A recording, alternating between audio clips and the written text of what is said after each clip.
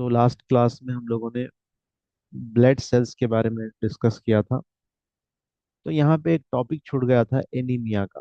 मैं थोड़ा सा उसको बता दूं, एनीमिया का मतलब क्या है। एनीमिया का मतलब ये है कि बॉडी के अंदर रेड ब्लड सेल्स कम हो जाए और हेमोग्लोबिन कम हो जाए, तो इसको हम कहते हैं एनीमिया। अब एनीमिया के बहुत सारे टाइप्स है। आयरन डिफिशियंसी एनीमिया, अगर ब्लड में आयरन की कमी हो जाए तो उसको आयरन डिफिशियंसी एनीमिया कहेंगे। ठीक है। लेकिन इसमें क्या होता है, हेमोग्लोबिन भी नॉर्मल रहता है और आरबीसी भी नॉर्मल रहता है, लेकिन आयरन की कमी आ जाती है, क्योंकि आयरन जरूरी है हेमोग्लोबिन के अंदर।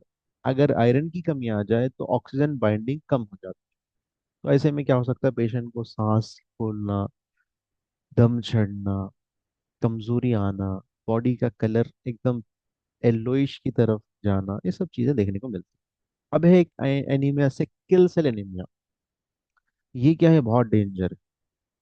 ये है जेनेटिक डिसऑर्डर, यानी बोन मैरो में जो स्टेम सेल है, वो स्टेम सेल जो आरबीसी को बनाने वाला है, वो एचबी को लंगड़ा, लूला, बहरा बना देता है।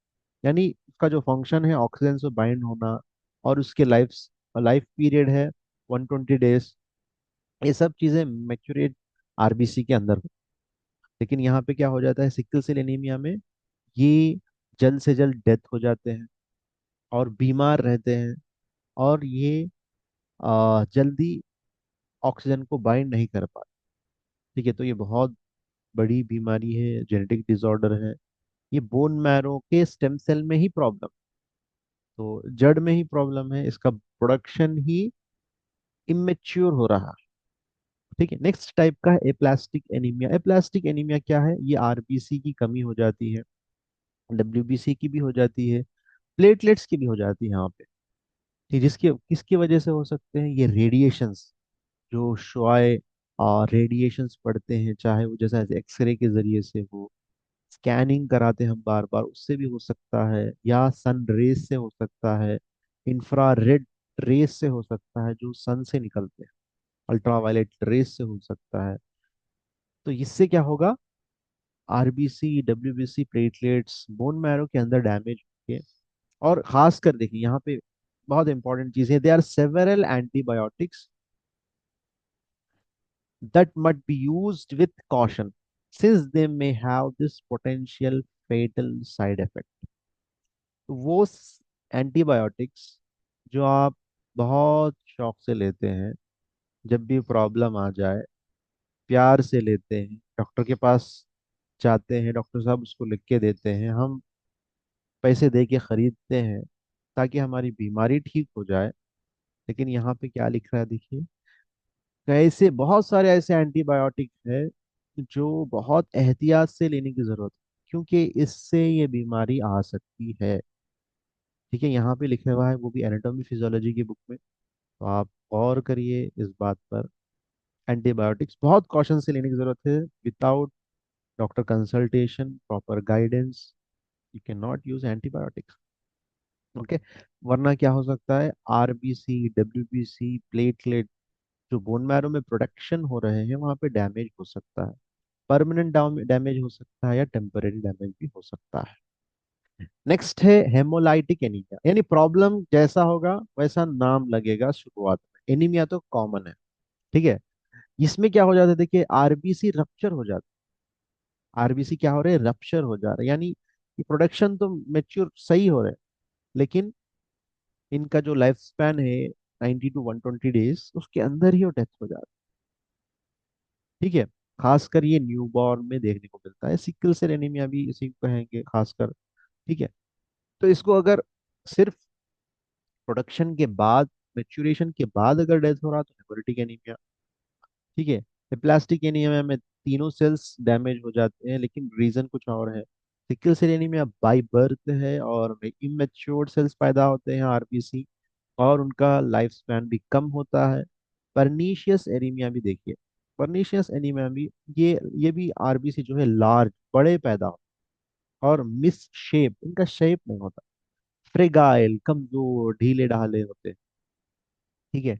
ये क्यों होता है, ये होता है आपके बॉडी के अंदर जो इंट्रिंसिक फैक्टर है, जो विटामिन B12 के लिए जरूरी था, वो कम होने की वजह से। ये क्यों होता है? ऑटो इम्यून डिसऑर्डर है। ये ऑटोइम्यून डिसऑर्डर, ये ऑटोमेटिक आपकी बॉडी ही आपके सेल्स को डैमेज कर रही है, जिसकी वजह से इंट्रिंसिक फैक्टर डैमेज हो रहा है जो स्टमक के अंदर था, ताकि विटामिन B12 को हिफाजत के साथ स्मॉल इंटेस्टाइन में लेकर जाकर दे, ताकि वो अब्जॉर्ब कर सके। ठीक है। तो ये था एनीमिया। तो ये बेसिक चीजें मालूमात रखनी चाहिए हमें।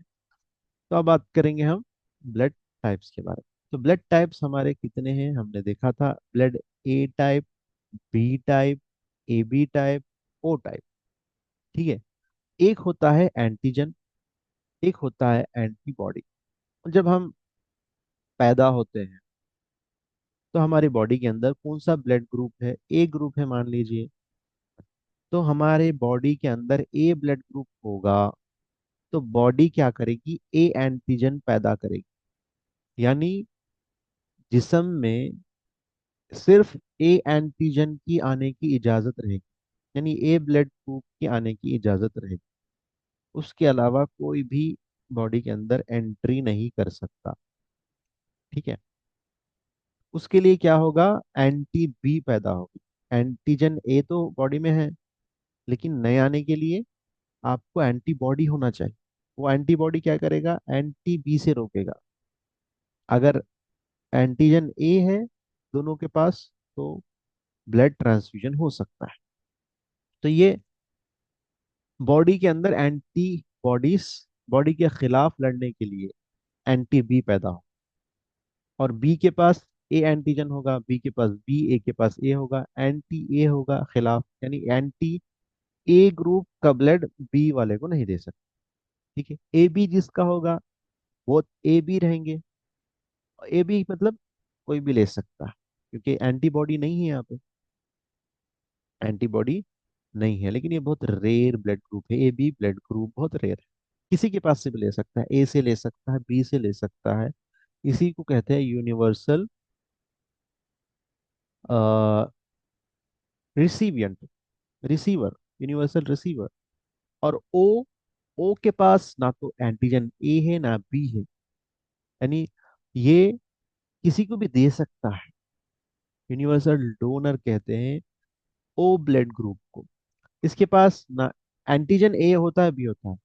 ए बी का ये नहीं ले सकता, सिर्फ ओ का ही ले सकता है। ठीक है। ना तो ए क्या है चलेगा, ना बी। बी का यूनिवर्सल डोनर है, दे सकता है किसी को, क्योंकि एंटीजन उसके पास नहीं है, कुछ भी एंटीजन नहीं। लेकिन ए बी एंटीबॉडीज है उसके पास, इस वजह से वो ए बी से रिसीव नहीं कर सकता, लेकिन ओ का ब्लड ग्रुप दे सकता है। तो इतना ही याद रखिए। यहाँ पे देखिए आप इसका डायग्राम के साथ दिया है। टाइप ए में रेड ब्लड सेल्स है, इसके ऊपर देखिए ये एंटीजन, ये एंटीबॉडीज है बी। अगर आप ए ब्लड ग्रुप देंगे, B blood group, sorry, A anti A देंगे, यानी ब्लड ग्रुप बी देंगे, तो ऐसा क्या होगा? आपका कॉगुलेशन हो जाएगा। अगर आप ए ग्लोबल ग्रुप देंगे, तो इस तरह ब्लड सेल्स इजीली रहेंगे, वरना क्या हो जाएंगे? ये अटैक करेंगे इस पे। अगर ए ग्रुप को ए ग्रुप के अलावा हम लोग ब्लड ग्रुप ट्रांसफर करेंगे, तो जो भी ब्लड आएगा उस पे अटैक करेंगे ये एंटीबॉडीज, बी एंटीबॉडीज। ठीक है। पूर्व में ऐसे ही है। अब देखो ओ में कुछ भी नहीं है, लेकिन एंटीबॉडीज दोनों भी है। ए बी में दोनों भी है, ए एंटीजन बी एंटीजन, लेकिन एंटीबॉडीज नहीं है। बी में बी एंटीजन है, ए एंटीबॉडीज है। ए में ए एंटीजन है, बी एंटीबॉडीज है। तो ये याद रखिए। देखिए, O blood group universal donor है, ए बी यूनिवर्सल रिसिपिएंट। तो ये डायग्राम आप ड्रॉ करिए, इजीली अंडरस्टैंड होगा। ओ सबको दे सकता है, ए को भी, ए बी को भी, बी को भी, ए बी को भी। बी सबसे ले सकता है। ठीक है। ओ सबको दे सकता है। ए से ही लेगा, बी से ही लेगा। ठीक है। ए बी किसी से भी ले सकता है, ओ किसी को भी दे सकता है। ठीक है। तो ये आपका वो है। नेक्स्ट है इसमें O blood group. Blood group में नेगेटिव आता है, देखिए term A negative, B negative, A B negative, A B positive, ऐसा नाम आता है। उसका क्या मतलब, उसके अंदर क्या होता है, फैक्टर होता है, आर एच फैक्टर। ये क्या है, एक एंटीजन है, ठीक है, ये आरबीसी के ऊपर होता है। People whose RBC have the R antigen R H positive, simple. ये आपका रेड ब्लड सेल्स है, इसके ऊपर आर एच है अगर, तो समझना आपका ब्लड ग्रुप क्या है, वो पॉजिटिव है। आर एच नहीं है तो नेगेटिव। अगर हम इसमें भी देखना है, ए पॉजिटिव है तो ए पॉजिटिव ही देंगे, बी पॉजिटिव है तो बी पॉजिटिव ही देंगे, ए बी पॉजिटिव है, ये तो रिसिपिएंट है, किसी के पास से भी ले सकता है। ओ पॉजिटिव है तो सिर्फ ओ पॉजिटिव से ही ले सकता है। तो ये आपका आर एच फैक्टर है, ठीक है। तो इसमें बहुत सारे डिसीजेस भी हो सकते हैं, ठीक है, जिसमें बर्थ, बाय बर्थ डेथ भी हो सकता है, अगर इम्यून सिस्टम सही डेवलप नहीं कर पाया आरबीसी के ऊपर के एंटीजेंस को एंड एंटीबॉडीज को। तो ये जो ब्लड ग्रुप है बहुत इंपॉर्टेंट है बॉडी के लिए, ठीक है। नेक्स्ट है वाइट ब्लड सेल्स। तो आपका ब्लड ग्रुप से मुतालिक कुछ क्वेश्चन है तो पूछ। सो नेक्स्ट है डब्ल्यूबीसी। आरबीसी हमने कंप्लीट कर लिया, ब्लड ग्रुप कंप्लीट कर लिया, अब है डब्ल्यूबीसी। डब्ल्यूबीसी को और एक टर्म है ल्यूकोसाइट्स, ठीक है। आरबीसी का टर्म था एरिथ्रोसाइट्स, ठीक है। इसके अंदर, आरबीसी के अंदर न्यूक्लियस नहीं है, लेकिन डब्ल्यूबीसी के अंदर न्यूक्लियस है। वो एक बार प्रोडक्शन हुआ तो लॉन्ग टर्म तक इसकी लाइफ है, ठीक है। और हमारी डब्ल्यूबीसी, ये इसको आप माइक्रोस्कोप से देख सकते हैं। अब डब्ल्यूबीसी के नॉर्मल वैल्यू क्या है, 5,000 to 10,000 है, ठीक है। और आरबीसी से बहुत छोटे होते हैं इनकी साइज, ठीक है। और ये डब्ल्यूबीसी ज्यादातर सर्कुलेट नहीं होते, एक जगह कई जगह रह जाते हैं, कहीं टिश्यू फ्लूइड में रहते हैं, बहुत बॉडी के अलग अलग पार्ट्स के अलग अलग एरिया में रहते हैं, क्योंकि ये क्या है, protector of the body.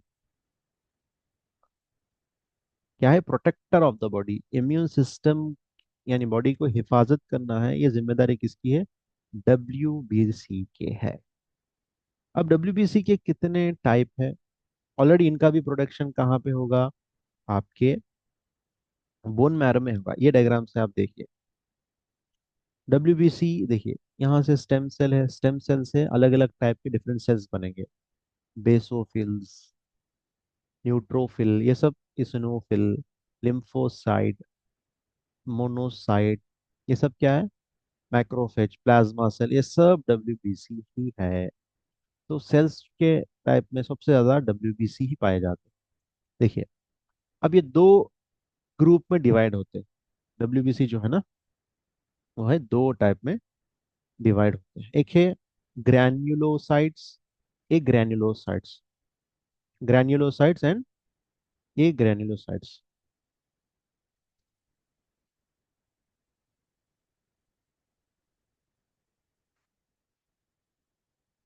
A gran, ठीक है।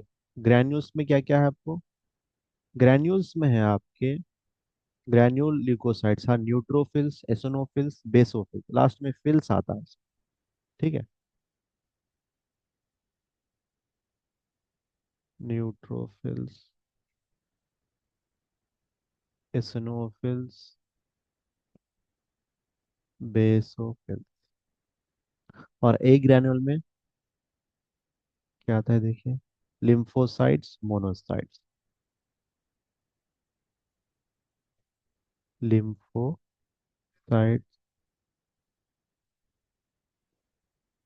मोनोसाइट्स, ठीक है। ग्रैन्यूल मतलब इसके अंदर ऐसा डॉट डॉट होते हैं, इसमें प्लेन उसका स्ट्रक्चर होता है, इसलिए इसका नाम ग्रैन्युलोसाइट, ए ग्रैन्युलोसाइट दिया गया। जैसा कि आपको यहाँ पे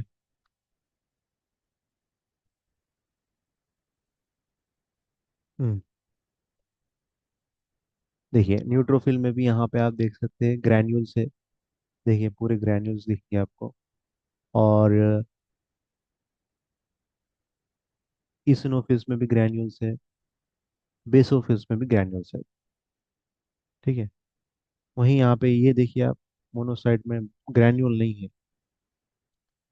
और लिम्फोस मोनोसाइट्स, लिम्फोसाइट्स, ये लिम्फोसाइट्स से, यहाँ यहाँ लिम्फोसाइट्स, इससे लिम्फोसाइट से T cell, B cell natural killer बनते हैं। ठीक है। तो ये नाम आपको याद रखना है। तो ग्रैन्यूल्स में neutrophils, eosinophils, basophils, egg granules में लिम्फोसाइट्स, मोनोसाइट्स। तो इनका फंक्शन क्या है? बहुत फंक्शन है, ये देख लीजिए यहाँ पे। ये बॉक्स बहुत इंपॉर्टेंट है। यही आपका टेस्ट भी ऐसे आएगा, कंप्लीट ब्लड टेस्ट में। सीबीपी, आरबीसी देखिए, 4.5 to 6 million. Haemoglobin 12 to 18 grams होना चाहिए। ठीक है। और हेमाटोक्रिट, ये कलर है, कितना कलर रेशियो होना चाहिए। रेटिकुलोसाइट्स, ये भी नॉर्मल वैल्यू ये है। वाइट ब्लड सेल्स में न्यूट्रोफिल्स सबसे ज्यादा होते हैं। उसके बाद एसिनोफिल्स होते हैं। उसके बाद में बेसोफिल्स होते हैं, ये तीनों में। इसके बाद लिम्फोसाइट्स ज्यादा होते हैं, मोनोसाइट ज्यादा होते हैं। प्लेटलेट्स 1.5 लाख से 3 लाख के बीच में होना चाहिए। ठीक है। तो ये आपका नॉर्मल वैल्यू है। सबसे ज्यादा न्यूट्रोफिल्स, उसके बाद बेसोफिल्स, इसिनोफिल्स, बेसोफिल्स, और लिम्फोसाइट्स, मोनोसाइट्स। ठीक है। तो फंक्शंस इसका हम नेक्स्ट क्लास में डिस्कस करेंगे। फंक्शंस है और प्लेटलेट्स है। उसके बाद हमारा चैप्टर कंप्लीट होगा ब्लड का।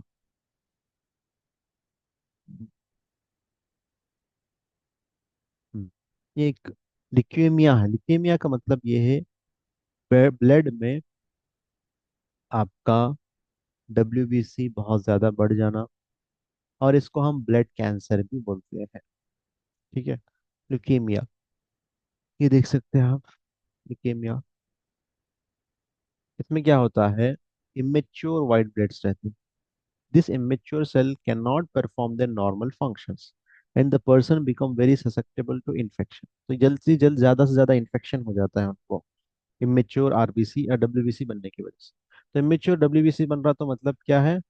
ये बोन मैरो से ही प्रॉब्लम। तो बोन मैरो में डब्ल्यूबीसी नहीं बनने की वजह से हम कहेंगे इसको लिकेमिया। लिकेमिया क्या है? ब्लड कैंसर कहलाता है। ठीक है। तो functions of WBC, platelets, next class में हम लोग कंटिन्यू करेंगे। ठीक है। कुछ भी अगर आप डाउट है तो प्लीज